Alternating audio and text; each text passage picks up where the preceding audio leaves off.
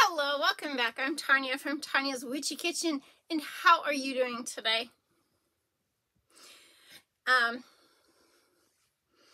My daughter went to Europe for 2 weeks. It's something she's always wanted to do, is go see France and all that.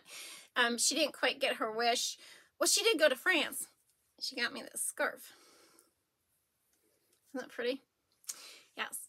So she did go to France, but they had so much trouble with the flight into Europe, like cancellation, reroute, lost luggage. I mean, the first time she flies anywhere, and it's horrid. But the rest of the trip sounds like it was a total blast. However, there are some things that kind of bugged me about it. Like, number one, she said, everybody over there is skinny. She said, there is not a fat person to be found unless they're a tourist from America. But, you know, and I'm just like, well, yeah, because why? Because they're killing us with our food. Read a food ingredient label. You know, what's in there? High fructose corn syrup, hydrogenated oil, high oleic oil, great in soap, not so much if you're eating it because our body doesn't know what to do with it.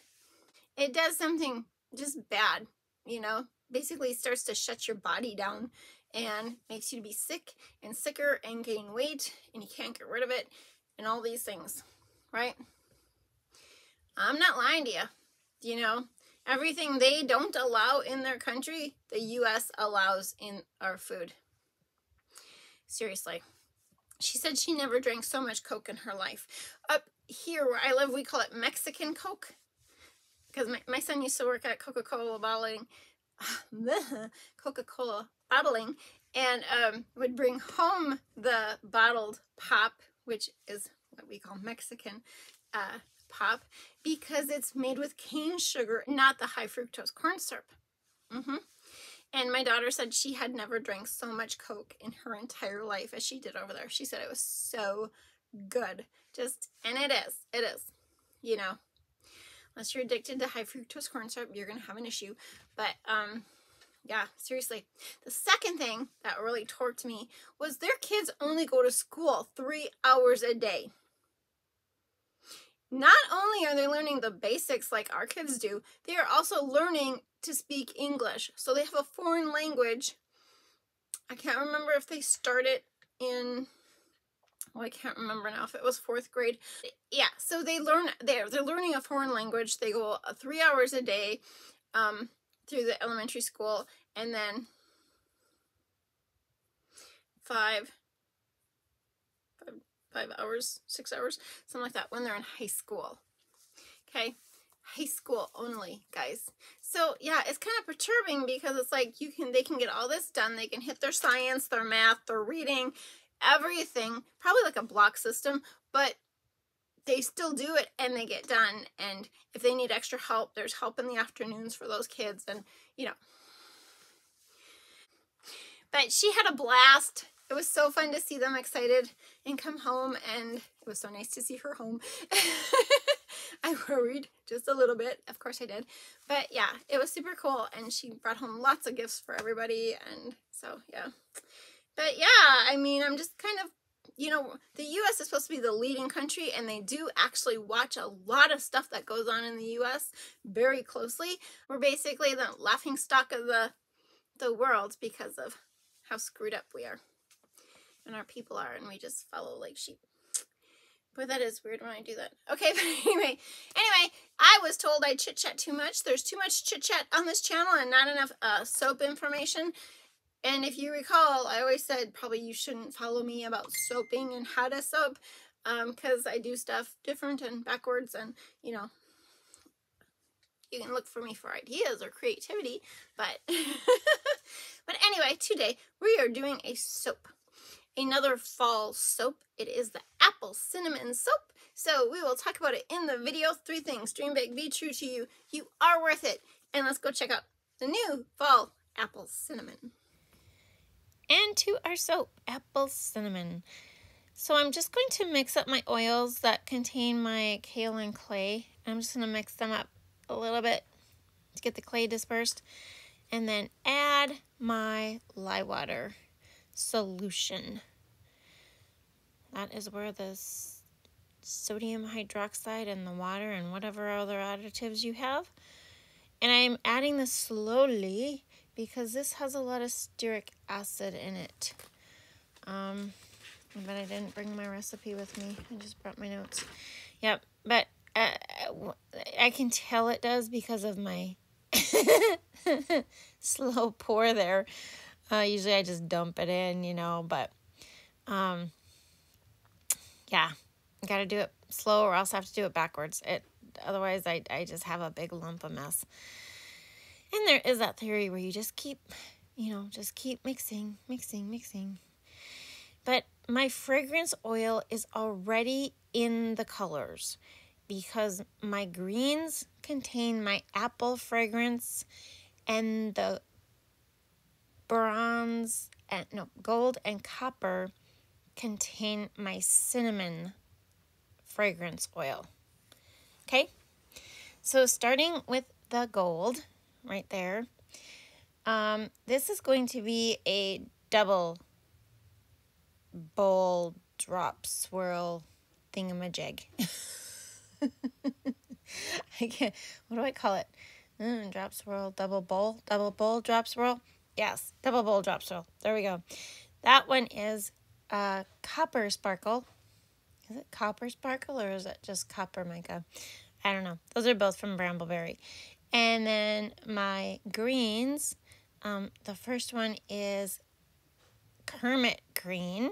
That one's, all the colors are from Brambleberry. That's funny. Kermit green right there. And then the last one is apple moss from Brambleberry. And how did I decide what to do with what? Well, so the copper sparkle is going with the apple moss color that I'm mixing up right there. And the gold is going into the Kermit green. Yeah.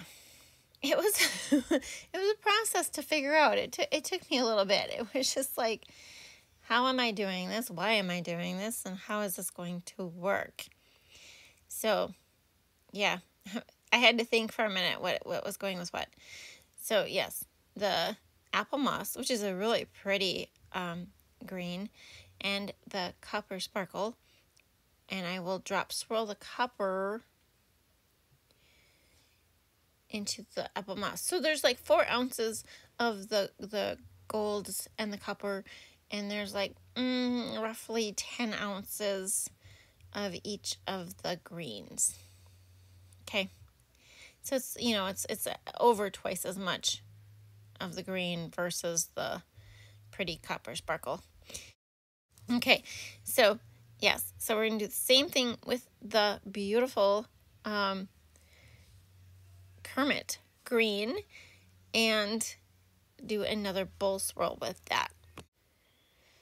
Okay, and then the second part of this double bowl swirl is to drop swirl them into the mold.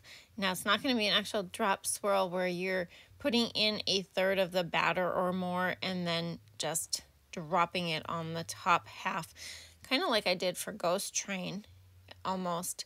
But this is a very, we'll call it a thin drop swirl because it's just very tiny amounts that I'm pouring just across the bottom of the mold there. And the nice thing is it is really runny. It is very, very fluid, especially that Kermit green. I don't know what the heck the difference is. But yeah, that one just seemed a little bit thicker. But it didn't matter, which was great, because in the end, I was like, boy, these browns and then green could have some muddy stuff to that, but it didn't look muddy coming out of the bowl, So just very thin, small amounts to build layers and layers and layers of drop swirls. If you've ever seen my love potion number ? Bar, that one has a lot, or the mermaid one, that one had a lot of tiny, tiny drop swirls to it. It's just like layers and layers and layers that are built on top. Okay, so yeah, it's a very, very slow process because this is actually at the speed I am pouring my soap. This video is not sped up at all. So this is how, sadly, how slow I pour my soaps in. Or pour the soap batter in. Yes, and there's so much copper sparkle and gold. Which, nothing wrong with that. It's very beautiful and delightful. And, you know, I was just going to see if I could get that to sit on the top of the bar. Such a pretty green. I don't know. I don't think it always looks like that. So maybe between the fragrance oils, they didn't discolor a whole lot. I don't think any of them did. So that's always a good thing, you know. I don't think anybody really understands, unless you are a soap maker, on how sad you are when you have a fragrance oil that you just love and you realize it discolors, and you know, do one of those things where you don't read the notes, you know, and sometimes it's not even in the notes, it's in the reviews where people are like, this discolored like crazy. And then there's those ones where, you know, they're like, oh, it was great, it's so great, blah, blah, nothing about discoloration. And then you do it because something changed in the formula and it discolors, you know. It's so sad. I'm just decorating the top here with some little swirly swirls. Trying to keep the gold and the copper prominent in this top layer because they are just such beautiful, gorgeous colors with the green backdrop. Just slowly swirling it. I'm sorry, my hand's in the way so you couldn't see what I was doing.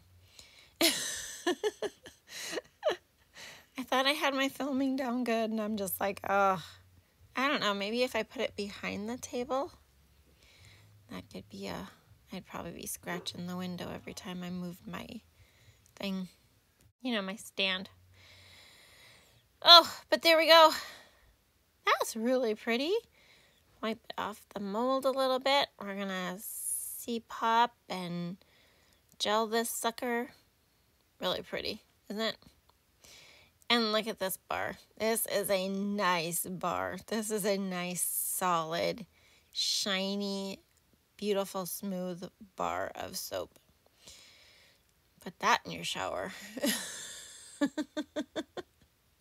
You could. I gave my brother one exactly that size one year for Christmas. We had just made it. I think it was just a few days old when we gave it to him. And I said, well, you can cut it, you know, however you want it. Because he was always complaining about my soap bars. And I said, well, this way you can cut it however you want it. Well, he didn't do that. So literally he just, when he needed it, right? So I told him, let it cure, you know, let it set out in the open air.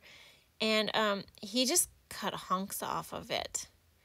And I was like, how could you do that? And he was like, I don't know. I just kept cutting off hunks of soap. And I'm just like, oh my gosh. So I kind of think he probably used it up super fast before it was even totally cured, maybe. I don't know. But aren't these super cute? So this is a side one. This is like an end bar. And got some really pretty colors in there. That copper is just a standout cinnamon, isn't it? Like, doesn't it just make you think of cinnamon? It really does. I really like that. And that gold just kind of plays in with the greens, and yeah. Not exactly sure. I'm assuming that is kermit green. That is the more, you know, the lighter green in there, because the apple moss is more of a olive on that spectrum of greens. He just kind of dances in there with the golds and stuff. So yeah, super crazy. But yeah, that's what I meant by building layer, layer of drop swirls, where it's not just, it's layers of drop swirls. It's not, half the bar and then a few drop swirls. I'm trying to think of another one we did. Maybe the sweet orange chili. That one had gorgeous drop swirls. These are nice. This is just a nice, smooth, solid bar already, and it just feels, it's going to be a good one. I'm looking forward to putting this one in my shower, but I have one of those falling leaves ones in my shower right now, and it's actually amazing how long a bar of soap lasts, because I'm used to using like the end pieces or testing out a little small round one or something to the batch, but I have a full one of, that ugly one, and it is so bubbly, I just can't stop playing with it. And of course, here are the fragrance notes to this apple cinnamon bar. And here's the bar right after I cut it. And here's the bar after it is stamped and cured. And as always, I hope you had a good time. Thank you for dropping by, and I will see you next time. Bye-bye.